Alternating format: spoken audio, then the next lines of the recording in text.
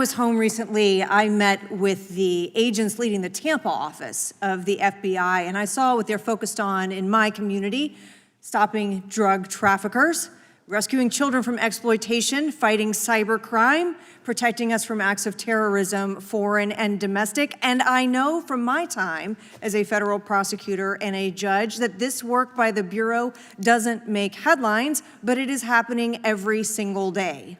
At the top, accountability is necessary, transparency is critical, but today we've seen an effort not just to diminish, but to distort the work of Director Patel and the agents he leads. If we really care about transparency and about truth, then what we owe to the American people is this reality: that thousands of dedicated professionals at the FBI wake up every single day thinking not about themselves, but about this country, and keeping every single one of us and our children safe from harm. And Director Patel, I would like to hear from you the facts about what the FBI is doing and your efforts to fight crime. Director Patel, isn't it correct that since January 20th, 2025, the FBI has made over 25,000 immigration-related arrests, including 350 members of Tren de Aragua and 195 members of MS-13? Those numbers are accurate. The Tren de Aragua numbers are up over 350% from the year before.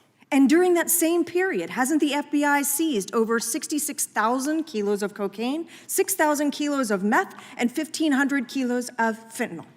Not to be nitpicky, but it's 89,000 kilos of cocaine and 7,300 kilograms of meth.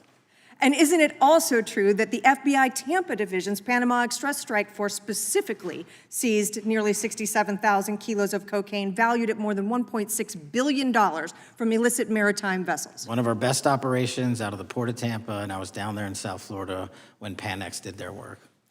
Director Patel, since October 7th, 2023 Hamas attack, the FBI has been a co-leader of the Joint Task Force October 7th. Isn't it correct that this task force is actively working to bring justice for victims and to prevent terrorist infiltration at our borders? Yes, ma'am. Since January 20th, hasn't the FBI arrested 59 foreign intelligence operatives for spying or smuggling dangerous material into the United States? Yes, we have, and that's on track to be more than 25% than ever before. And the FBI has also been leading operations against major cyber threat actors, including those from Russia, China, Iran, and North Korea. Isn't that right? A 17% increase from year to date last year. Director Patel, the FBI's child exploitation task forces continue to investigate predators who target children online and across our communities. How significant is that threat today, and what results have you seen under your tenure in bringing these offenders to justice? We have, under Operation Gray Skull, dismantled dark web units that are operating online, not just in the United States, but across the world, to do our children harm. We have taken into custody more suspects than ever before on those who seek to harm our children. That is what the men and women of the FBI do, and that's what they're going to continue to do. Those are the real results when you let good cops be cops, and when you let us get on these platforms and expose them to the public and show them the harms of these predators on these online gaming systems and social media systems. And we need more help from Congress to allow us more authorities to do that work. The FBI laboratory manages the Combined DNA Index System, or CODIS, which compares over 25 million DNA profiles and aids more than 125 investigations each day. Director Patel, why is this important to law enforcement nationwide?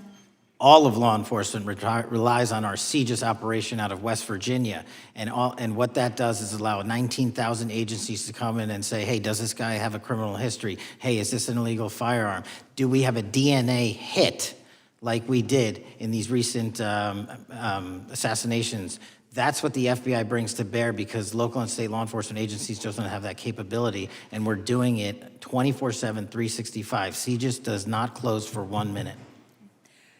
In your testimony, you noted that the FBI has ongoing counterintelligence investigations into China, Iran, and Russia across all 55 field offices. Why is it essential to maintain that scope of coverage, and what success can you point to in disrupting nation-state actors? Our biggest threats involving nation-state actors are the PRC, Russia, and China, and they are up 33%, 83%, and 60% respectively in arrest alone this year.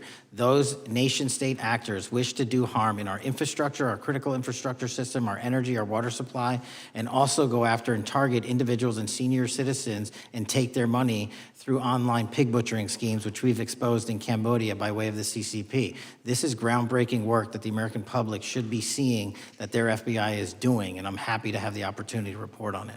Thank you, Director Patel. I yield back.